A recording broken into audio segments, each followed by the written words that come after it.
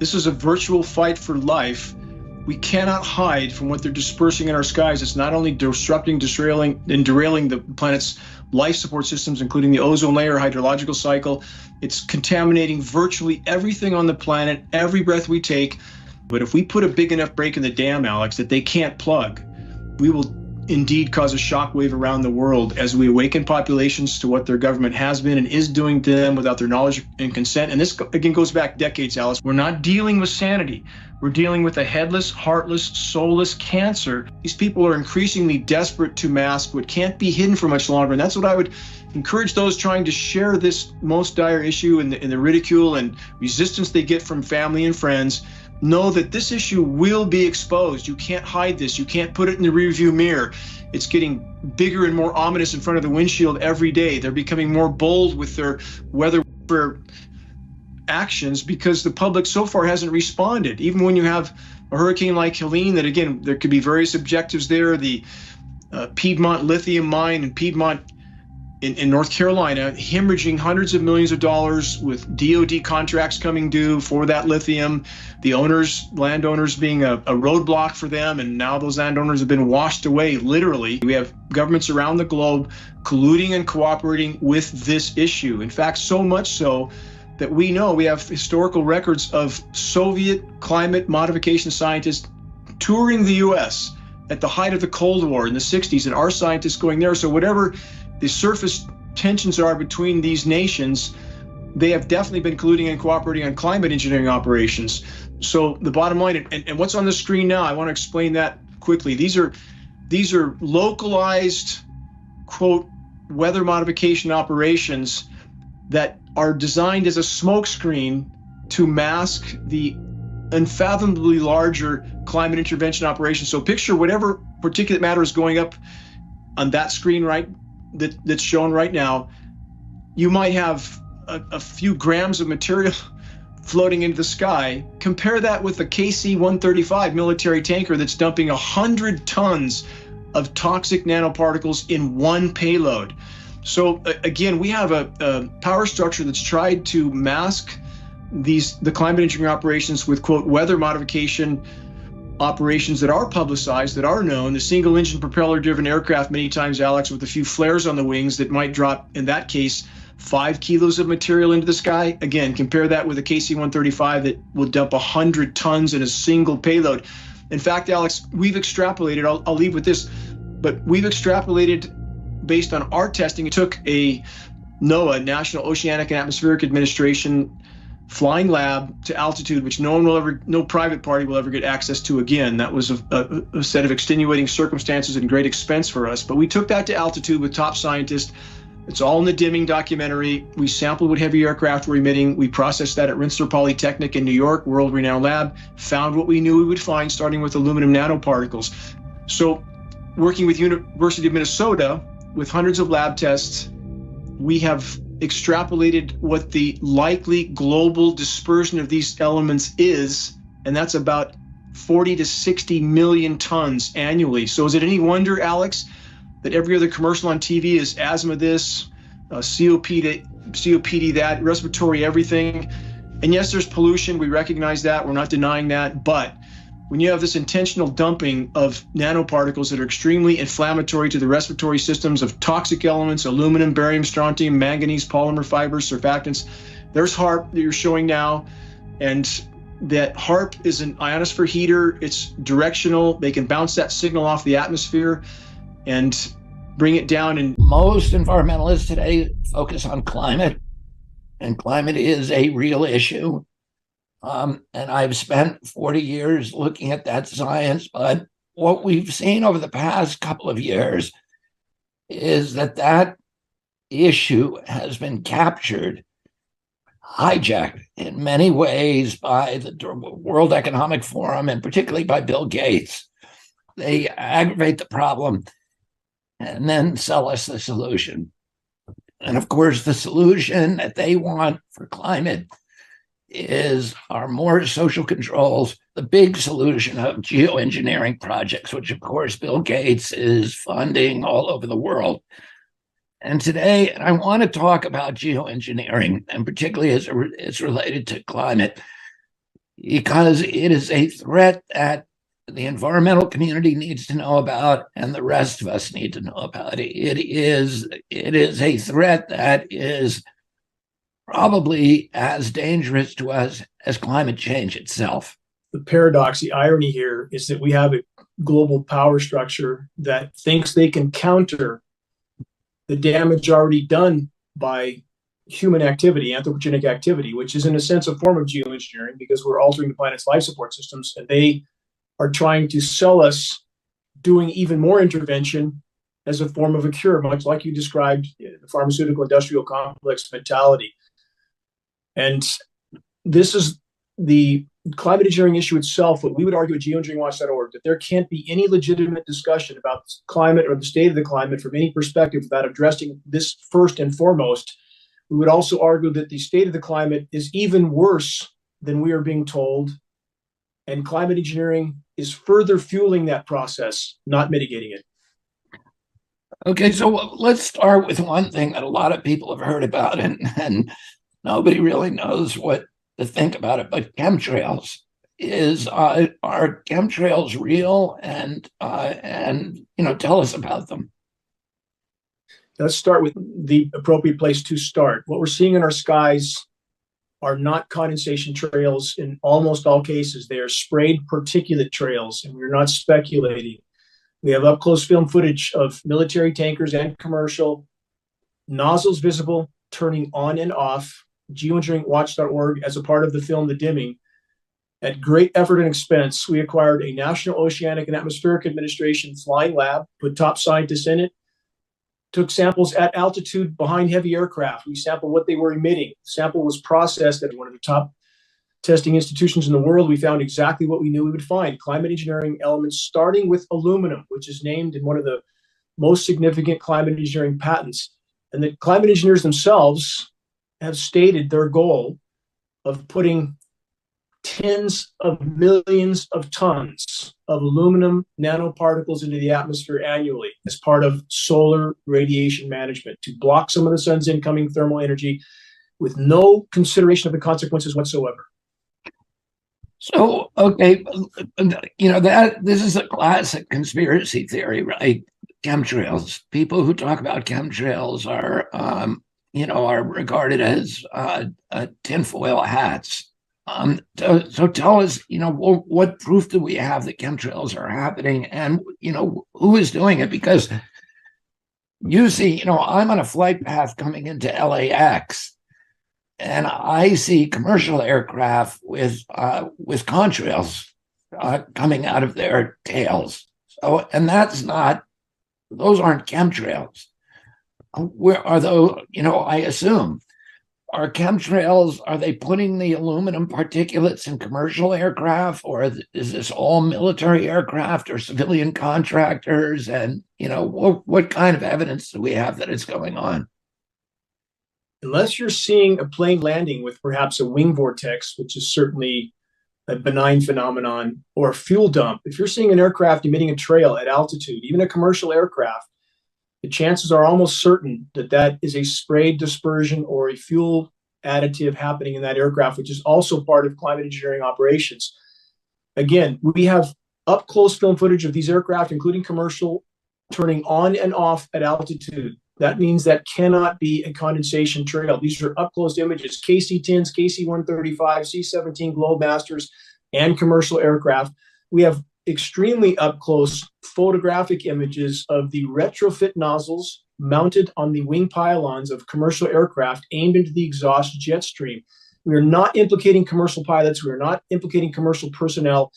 They are not involved to our knowledge, but their aircraft in many cases are being used. If you remember when the big luggage situation came into play in the airlines around 2002, and suddenly it was a big concern how much luggage you carried on, how much weight there was, and so forth. And that is about the period in time when we feel the commercial industry was utilized more heavily for much lighter payloads than a military plane can carry. And certainly these are automated systems. So again, we're not implicating commercial pilots or personnel, although we are working with some that behind the scenes are leaving geoengineeringwatch.org printed materials covertly in pilot lunchrooms and so forth. But again, as far as this not being condensation, let's look at another factor. All military tankers and all commercial aircraft are fitted with what's known as a high bypass turbofan jet engine. That's a jet-powered fan. 80% of the air that moves through that engine is not combusted. That engine by design is nearly incapable of producing any condensation trail except under rare and extreme circumstances.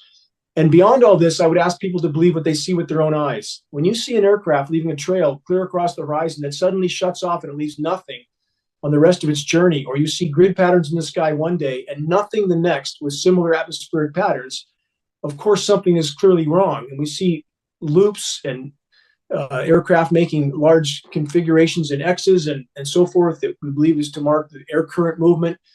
But high bypass turbofan jet engine, by design, nearly incapable of making condensation trail, nozzles visible, film footage turning on and off. And one more thing, if I could add to this, Robert, you certainly have seen all the B-17 bombers in World War II leaving the massive trails behind them, correct?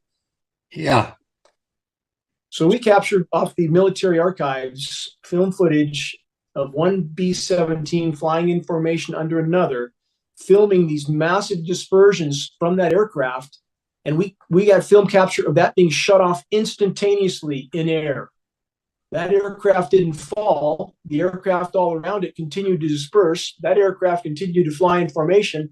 Clearly, there was some sort of beta testing going on, which would make sense because we know these programs were initially deployed immediately after World War II over the polar regions, which would make sense as well because those are the air conditioners of the planet. They knew the poles were beginning to melt, and that would be the logical place for them to start. And then by the 50s, we had Stanford acknowledging a, quote, Arctic haze that contained aluminum in the haze. And they couldn't figure out where that aluminum was coming from. So again, I could go on and on with various puzzle pieces, but we ask people to look at the data, not to believe what we say, and to consider, and I know this will hit home, close to home for you, given your family's background, which I so respect and revere.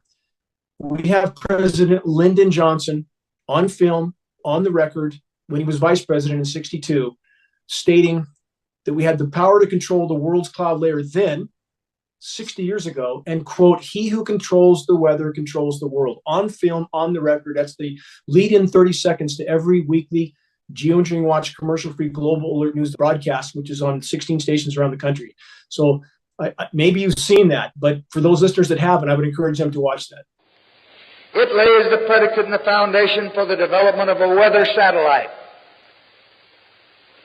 that will permit man to determine the world's cloud layer and ultimately to control the weather, and he who controls the weather will control the world.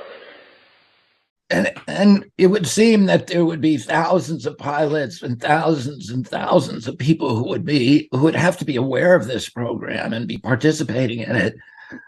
How come we don't see more whistleblowers coming out, particularly people who are retired? Excellent question. We have right now an illegal gag order on all the nation's weathermen, National Weather Service and NOAA. And that is a massive red flag. Why in the world would our government feel the need to gag the weathermen?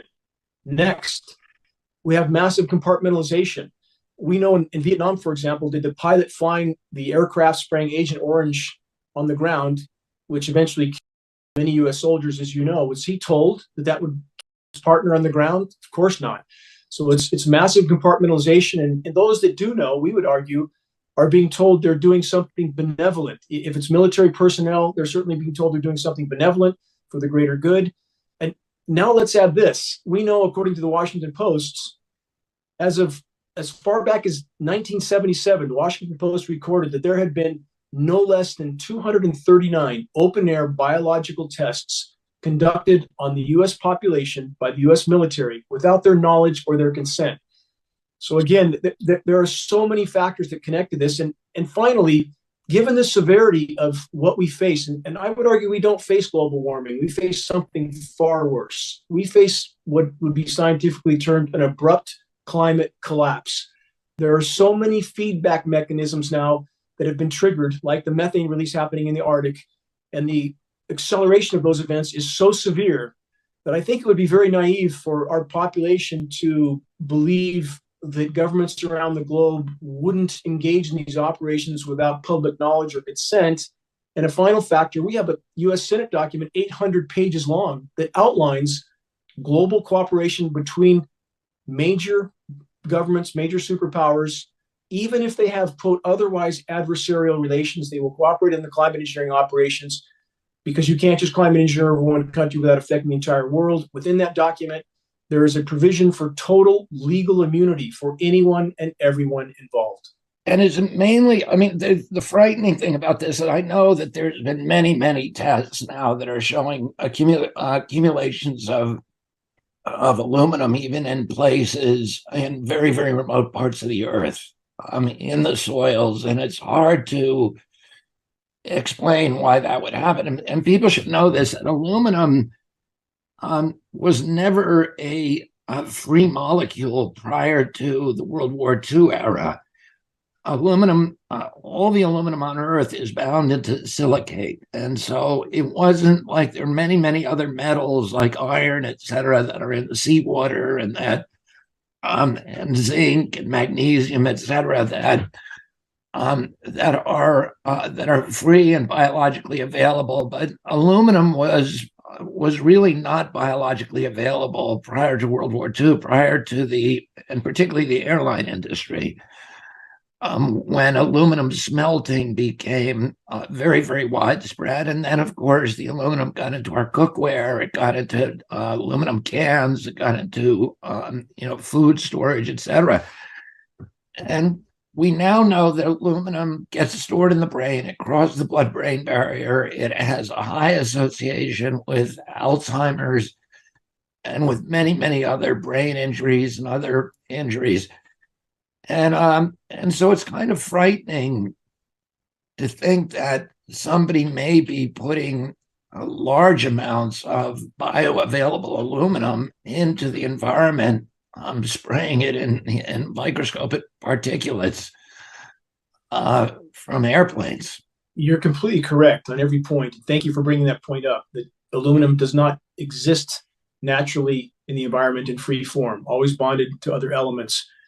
And we now have lab tests from around the world, all of which contain some level of aluminum. That's what brought me into this fight. When I began to lose massive amounts of my solar power uptake, I spent my whole life trying to get out of the smoggy Southern California, moved to the Pacific Northwest, built this off-grid home, and was losing huge amounts of my solar power uptake from whatever these aircraft were emitting, which I knew could not be condensation, not to block 70 or 80% of my solar PV uptake on some days. And that doesn't mean there's an 80% reduction in overall light.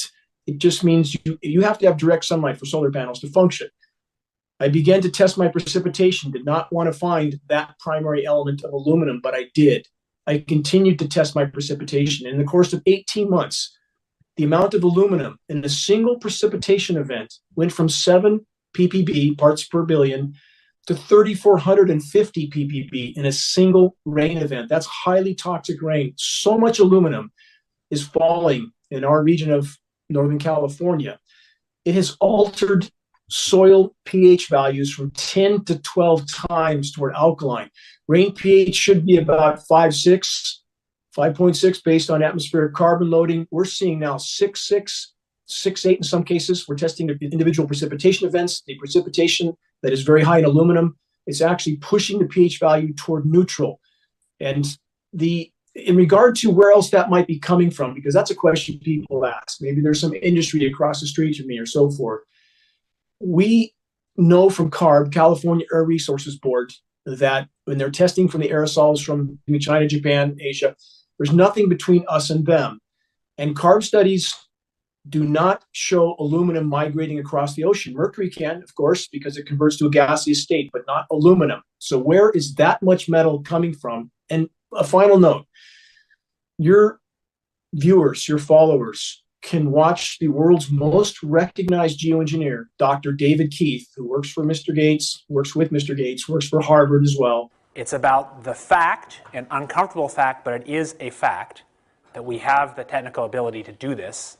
They are all fast-acting, they are cheap, and they are fundamentally imperfect. There are the problems of how you control something where an individual country can have tremendous leverage over the whole planet's climate, and where there are winners and losers in ways that really could be unpredictable. And I mean, not to frighten you, but I think you can imagine scenarios that lead to war.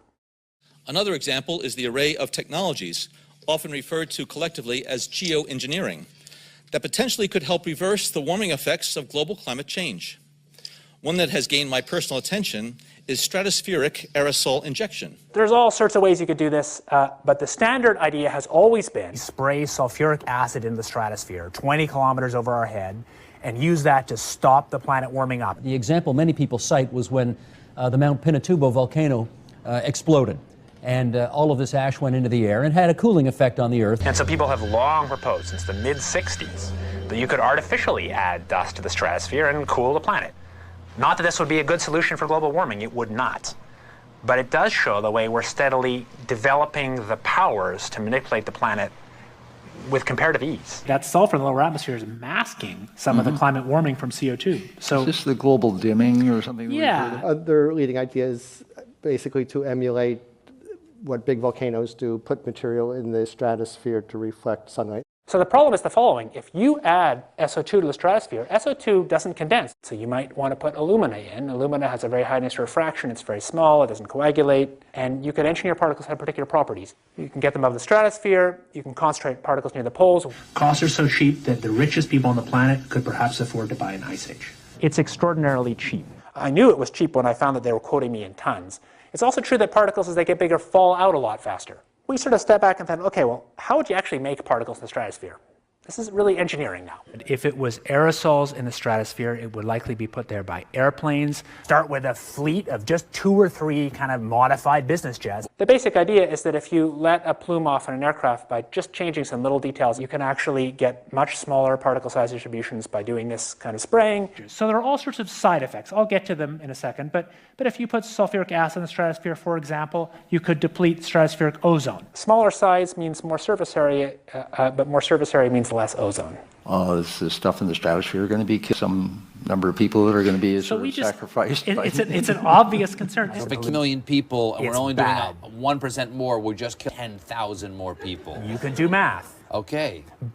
But that's so is not the objective here. So if I made a decision, or if there was a collective decision to do a geoengineering program, and you put, say, the kind of program I think makes more sense to put about 1 million tons a year in, but let's say, you might end up many tens of thousands of people a year as a direct result of that decision. And so the only thing that we can do to cool the planet, or that society can do to cool the planet, is deploy these sorts of technologies.